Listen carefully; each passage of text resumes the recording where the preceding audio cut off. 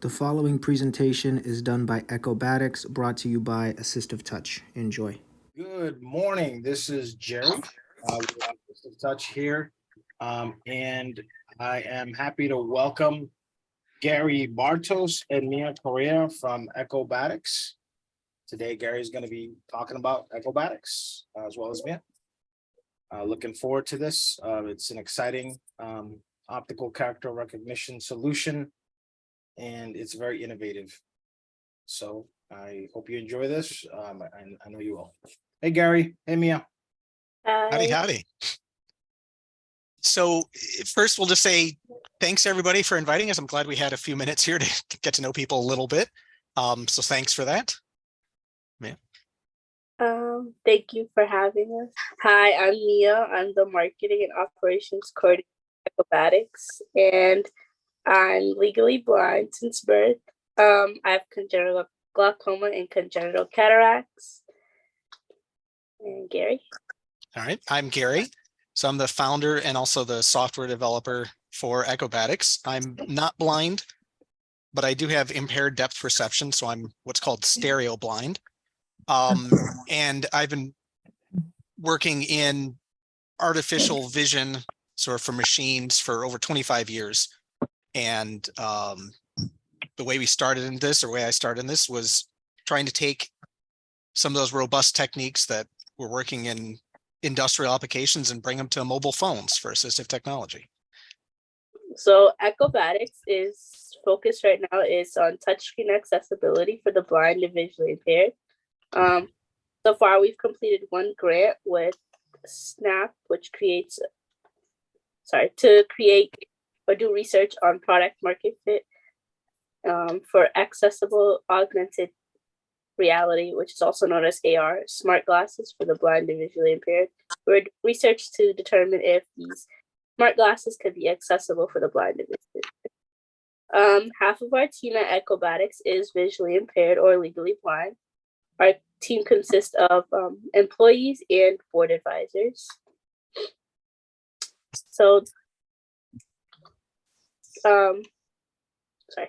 bump dots and braille is useful for a lot of at-home appliances to identify, buttons and switches, things like that. But so when we're at home, we spend a lot of time, with someone has to help us be able to apply these bump dots onto our screens or our appliances, like our microwaves and our washers and dishwashers and etc. And then in public, where there's all these newer touch screens, like we can't use these different bump dots, so we always have to rely on them to help us out. Some of these touch screens can include like food ordering kiosks or airport kiosks, point of sale machines, ATMs, touchpad elevators, hospital check-in kiosks, etc. And the world is moving more and more into using more and more touchscreens in the public areas, but also with at-home appliances. So as like more touchscreens increase in number, accessibility is starting to decrease, which we can all clearly see with different examples.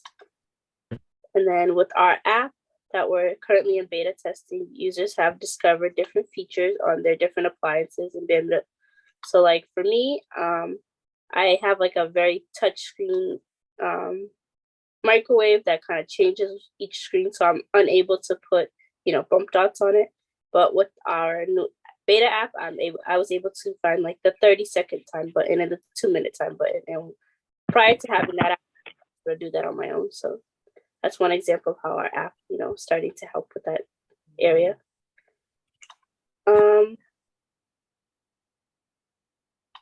Do you guys feel that accessibility within touchscreens or appliances is like an issue that you guys face or like is important to any of you? Wish you could talk to these things and have them do something according to your request. Ooh, That's a good point. Can you give an example of what you would want to say? Well, I guess I think of Alexa, telling her, or asking her things.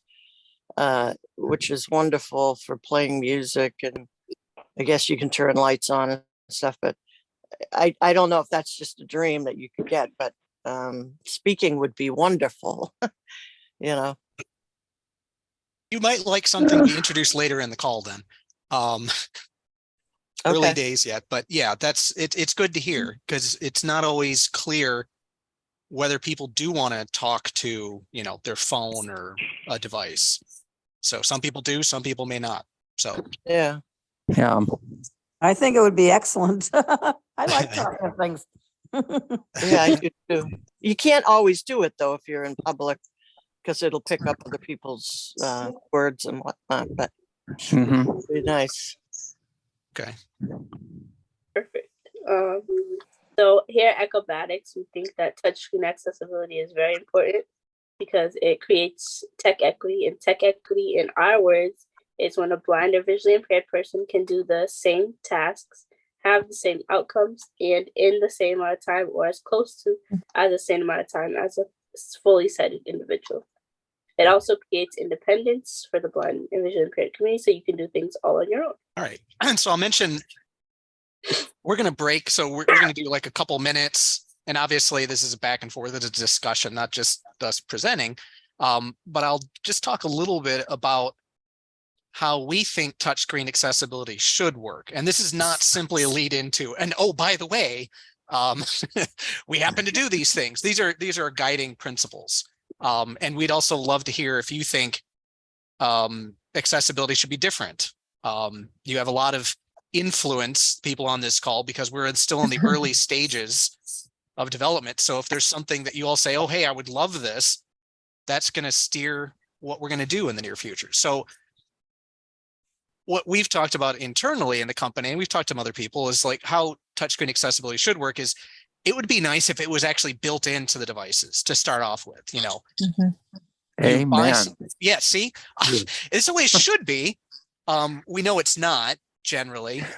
You know, you can buy a more expensive thing.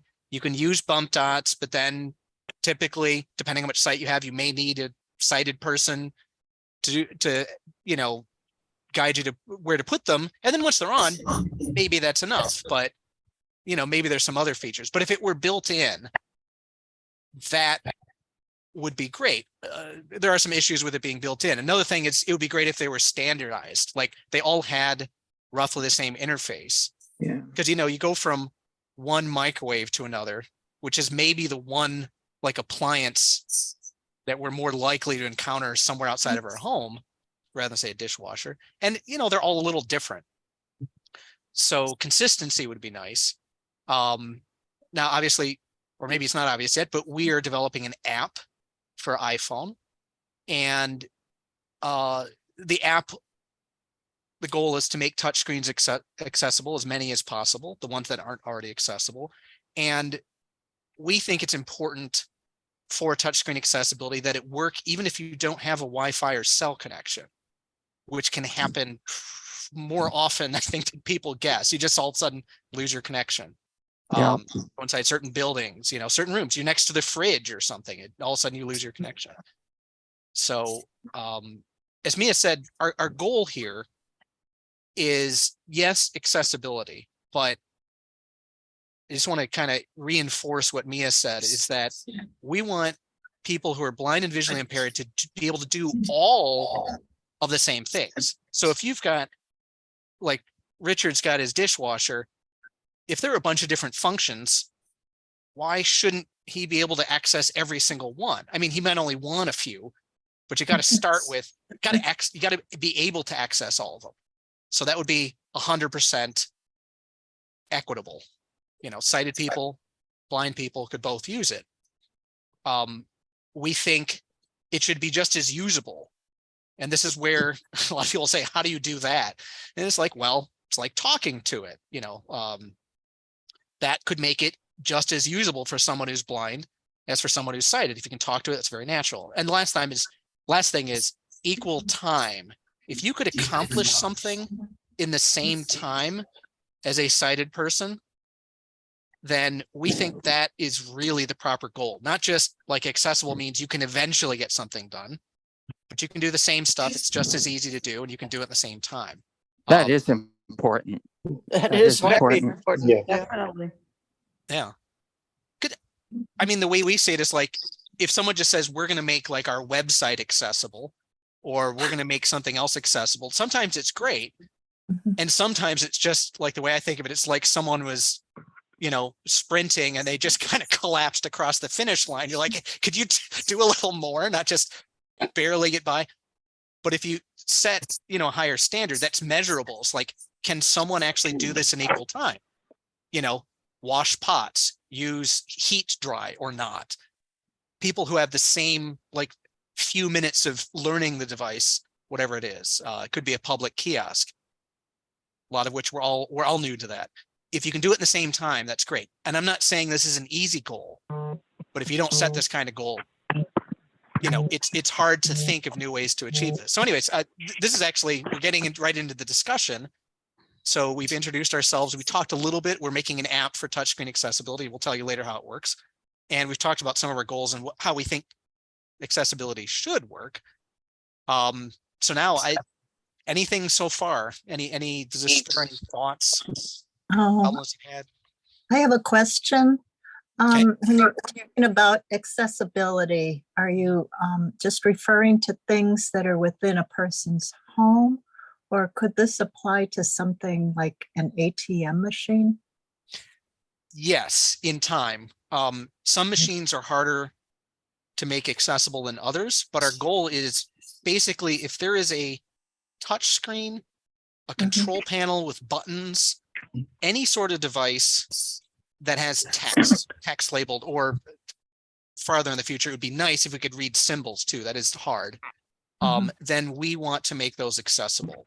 We're starting with appliances in part because, and you do have to be careful when you use them, because appliances, you can burn stuff on the stove and so forth, but they're right at home. If someone has our beta app, you can test it right at home.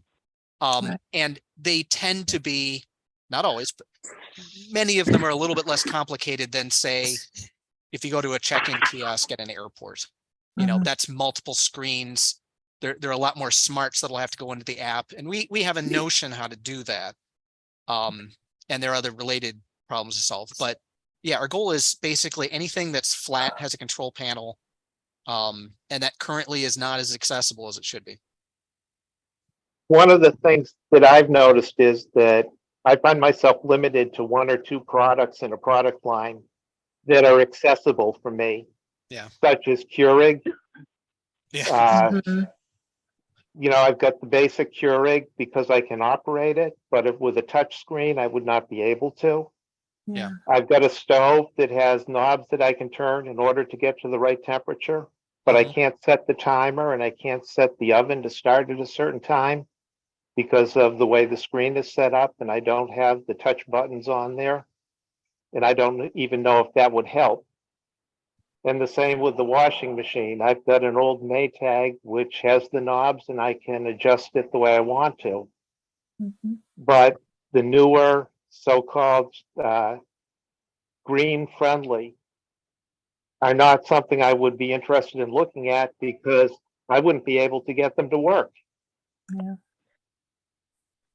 One of the other issues too, it just occurred to me that even though, which frightens me about some of the newer technology and even some of the older ones,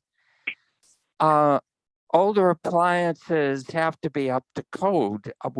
In our building, I'm the only high-rise in Jamaica Plain, and they're encouraging everyone to update their electrical sockets to conform with, and I understand that a lot of the newer circuitry and the sockets do not handle a lot of older appliances.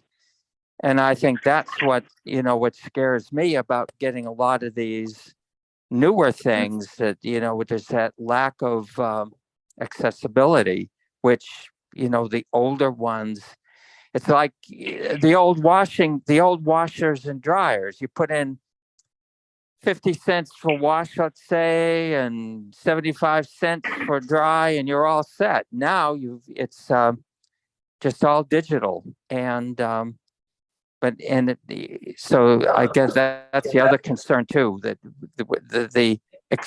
the conforming to code with the older appliances and so forth. Any other thoughts? And we'll have more time for discussion after you hear a little bit more about our app and stuff. Is it okay if I go ahead, Mark? Okay, this is Mark. One other thing is I don't have Wi-Fi in my house. Okay. So if I can have a direct Bluetooth connect to the appliances, if I'm using my iPhone in order as an interface, that would be wonderful, because a lot of things that say that they have Bluetooth connectivity require a Wi-Fi as an intermediary. Yeah. Just getting to the point where we think, we have something that we can show that would make sense to sighted people as well, because this is part of building an app and building accessible technology. It can be one thing for a bunch of blind folks to say, yeah, I have a need or something like that. And if you say, okay, we'd like to raise money so we can, I don't know, hire another engineer, make sure we can keep developing, then quite often we're turning back to sighted folks, or, we have to be able to explain things. And so we wanted to get the app in a state where it's a little easier to demonstrate and explain. And so that's where we are now. So right now it's an iPhone app only in beta. So this does not run on Android. It runs on iPhone 8 and later. So if you're something older than iPhone 8 with the current beta, it's not going to run on it. You can run without a Wi-Fi or cell connection. It may look for the Wi-Fi connection sometimes for some of the features, but you can set it in airplane mode. It'll still work. And there are two main features, Explore and Find. So Explore is going to allow you to read a word at the end of your index finger. So if you're moving your finger around something like a dishwasher or a dryer or a kiosk or some other control panel, then if there is an ink print word facing out, and if it's at the end of your fingertip, then the app's going to read it, or read it as best it can. So that's the Explore feature, is just reading what's at the end of your finger. So it is a feature that is useful by itself, but it is really building towards general touchscreen accessibility. We do plan on adding guidance in the future. And that's where the next feature comes in. This is the first example. We just released this in a beta, and we're going to be working on it further, and it's called the Find feature. And this is where you ask the app to find a specific word, and then it provides guidance. And so by asking it to find a specific word, you can say, find the word April, please. It's the month of April. I'm just looking around what I have next to me. Find the word start, or find the start button, please. So it's a feature that may be useful by itself. And that's one of the things we want to hear about for those of you who are interested in joining our beta. But these two features, as we add things to them, you can imagine are going to guide you to particular buttons. If you say, hey, I want to press, like to Richard's point, I want to press the pots button, or I'm just thinking of things that are on washers, the heat dry, or you pressed a button, you're not sure what it is. I want to get to the cancel button. That's an important one. Then you can use the Find feature for that. So there's either two things that have enough functionality that you can try them out and say, what I really want, to Bill's point, is it to do this next. And so what we think our app does best, and what we're going to stay focused on, is real-time OCR. So you're not just taking a picture and then waiting for it to read, which a lot of apps can do OCR now, and they can do it well. But we're thinking real time, like as you're moving your finger around, you're interacting with the world. And that's the other side, real world interaction. So the more we can allow users to take an active role in interacting with interfaces, the more it's like you're just doing stuff independently. Like I said, our goal is that you can do everything just as easily in the same amount of time as a sighted person. And we're going to keep chipping away at that as we go. And the more we hear from you, the better shape we'll be in, and the better sense we'll have where it needs to go. So is there anything, before Mia starts talking about the Explore feature in a little more detail, is there anything that's unclear so far, and we can answer other sorts of questions later. Yes, Yeah, Go ahead. oops. I have Um, a question. Can it read UPC codes? No, I'm sorry? no. You might want to talk about this later too, Gary, but Gary was mentioning becoming a beta tester. So I'm a beta tester for the app. Like I said, this is a really good app. I would suggest if you do have interest in doing that, become a beta tester. I can get you the information in order to do that, and also maybe we can set up a time where folks can we can do some beta testing in one of the locations, whether it be Brookline, Natick, etc. But that's the only way. That's the only way you can get the app right now, right? Is to be a beta. Yeah. tester? Yeah, it's the only way you can get it is be a beta tester. Right now it's a closed beta, meaning we actually have to invite you, which is very simple. You just send us your email address and you get the invitation. We don't exclude anyone because I don't know, we don't like their name or something. But we are planning on making it an open beta in the future. That's not on a fixed date. It's not going to be too far away. But right now it's like we're trying to. The reason it's closed beta is then we can follow up with people and say, hey, what did you think? Are you having trouble with anything? Is there a feature that's you'd like it to see? And then we know who it is we're going back and forth with. That's really productive for us. It'll be great when it's an open beta. We're going to hear back from people whom we don't know at all, and they don't have to tell us who they are. And there are ways to provide feedback, but it's a little more distant. So it's a different group of people. So for at least the next couple of weeks, I'd say we're going to stay in this closed beta. So if you're interested in trying it out, you can contact us through Jerry. We'll mention again at the end how you might do that. So our first feature is called our Explorer feature, and by Explorer, you move your finger around to read the text that's just beyond your fingertips. It uses optical character recognition, also known as OCR, to read at the end of your fingertip. And what the beta does, it reads out loud the words just beyond your index finger. It can help users to discover buttons and text on that is unknown to them. So you can use it, on paper, you can use it on touchscreens, you can use it on appliances, just whatever you want to read.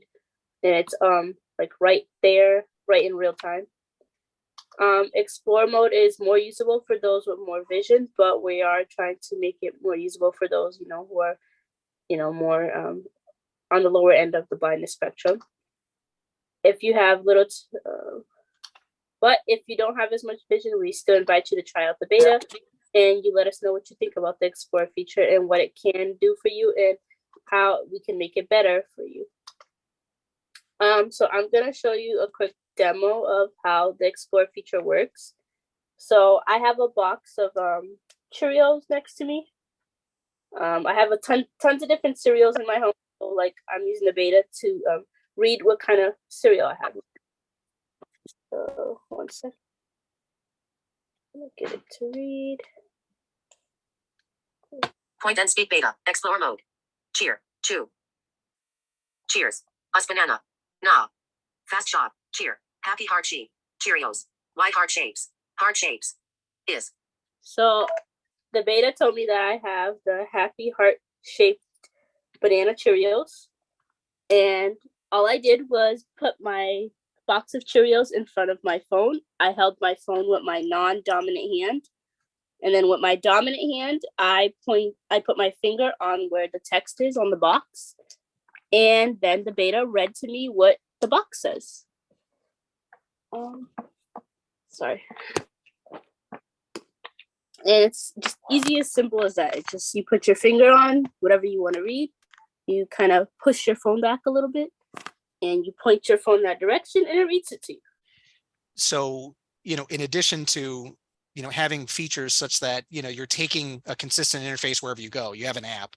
If we could actually connect to certain devices or, help convince manufacturers, not only do you need this, but whether you're connecting to our advice or whether you just want someone to explain to you how this should work, we're certainly open to that. But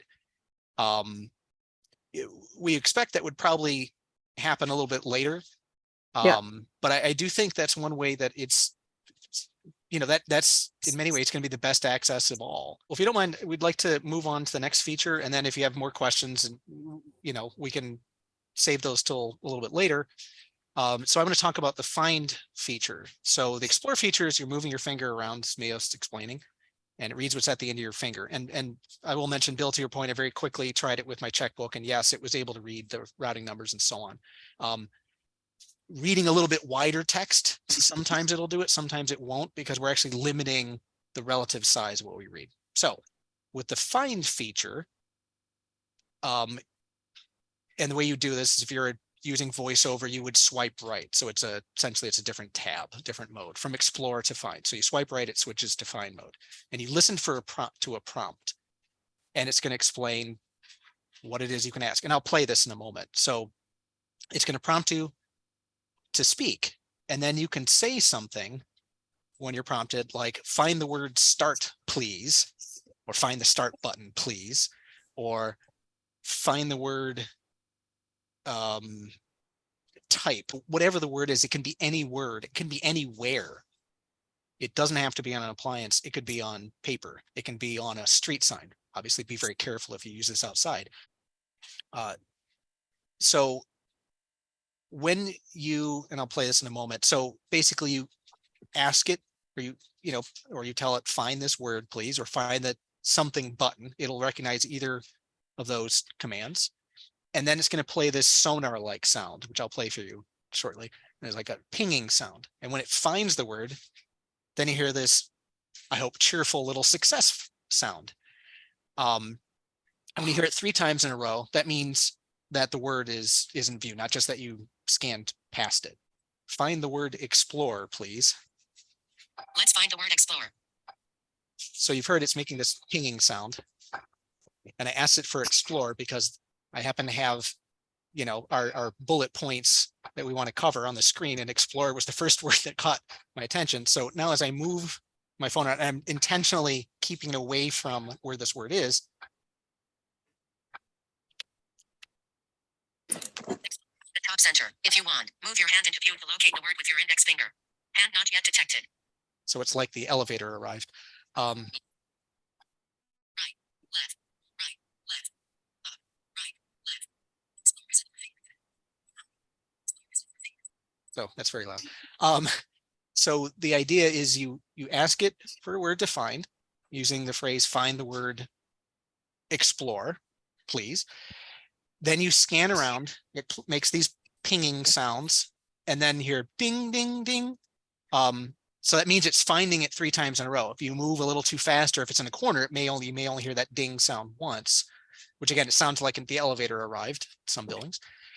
And then it'll tell you relatively where in the phone's view it's found it.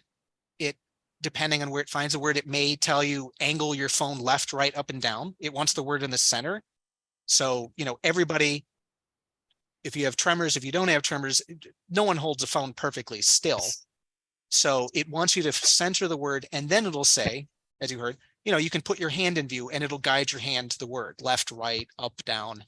And when your finger is at just below the word, it'll say, it's at your index finger. But this feature, even though it can guide your finger to it, it might be just, hey, is there a word there? I've pointed at a page of text before, and it can find a word faster than I can. I'm sighted, I can read pretty quickly, and it can find things really quick. If there are multiple instances of word, it just focuses on one. It just picks one at a time. But it does run fast. Again, it'll run faster on newer phones, and you need at least an iPhone 8. But this is our find feature, and this is really the start of providing guidance where you have a specific intention in mind. I want to do this, I want to do that. You're telling the phone what it is you want to do, and then it's just a tool. It does what it can to help you do that. So this may be one of these things, because like right now, Jerry has access to the beta. If you want to sign up for the beta, we can also, we're more than happy if you want to have like one-on-one Zoom calls. It's easier to talk through these things, give more, explanations, examples. The beta is basically available to anyone invited to the beta. And so it's something you can start testing. It's a functional app. Only difference between a beta and a released product is we call it a beta. Basically, it's going to depend on the feedback we get in the coming weeks. Our hope is that I'm expecting we're going to have another release. We just introduced the find feature. There's always feedback about a new feature. And so usually be a quick succession of releases. And then depending on what people are saying, we could very well release soon after that. Support for languages other than English, of course. That'll come basically when we have people that say, hey, I'd want this to be, our two next languages that we're most interested in are Spanish and Portuguese, given where we live here in the Eastern Mass. And all depends on feedback. And we do have plans to actually allow you to practice the app with a web page that essentially acts like an interface and then would interact with the app a little bit more. So you can actually practice where you get some guidance, some automated guidance. So those are just some ideas that we've had of what might come next. So from here, I think we've got just a couple minutes left. Mia, if you have any final thoughts about beta testing, and then I guess open to questions or whenever Jerry wants to call it. Yes, so once we receive your emails from Jerry, we'll, and add you to the beta test list. I'll probably send you out an email just for me, just giving you like some step-by-step directions. And then you'll receive an email from Test Flight. You download the Test Flight app. It's all free, just so you guys don't know, it's all free.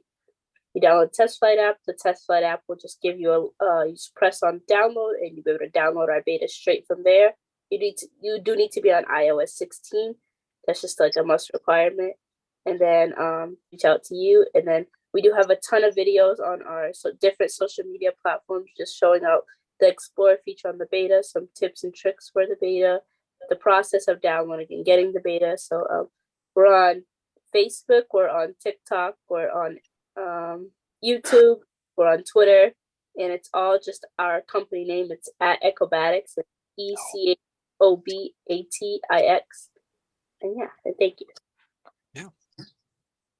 Thank you to Garry Bartos and Maria from Echobatix for presenting today.